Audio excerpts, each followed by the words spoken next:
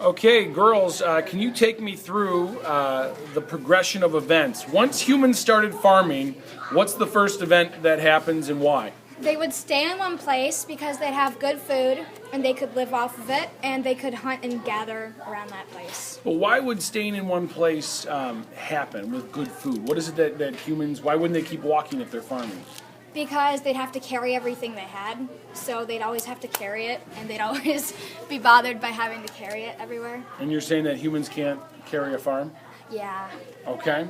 So what does that lead to then? Once humans start staying in one place, what do we have next?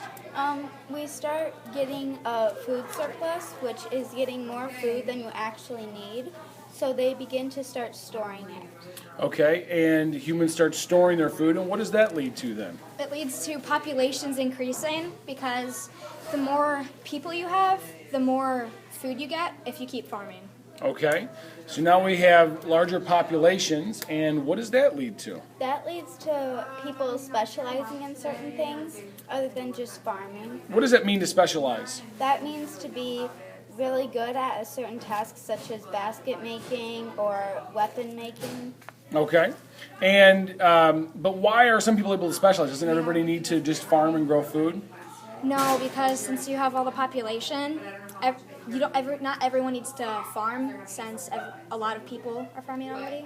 Okay, so some people take their time and work on other new skills. Okay, so then what's the next thing that happens? Humans began trading because they would say maybe, hey, I have a pot, but they have a weapon I need, so they would trade the pot for the weapon. Okay, so you're saying that like the pot maker, how would they eat then? Are they growing food? No. What would they do? They would probably trade for food too. Okay, so then what's the next step? The towns and cities start to emerge because they're getting more supplies so they can start building these towns. Okay, what else is causing these cities and towns to emerge? More people need like shelters and like a common place to trade. Okay, a common place to trade. So what would be an example of a common place to trade? Maybe just like a market. Okay, so all of a sudden people wanting to trade, develop markets that increase population, people are going to start living around these markets. So now we start to see cities and towns. Governments emerge. Why are they emerging? Because maybe some people need rulers because there's so much of a population, they need someone to give them rules. Okay, so much of a population, they need rules. Does the government do anything else?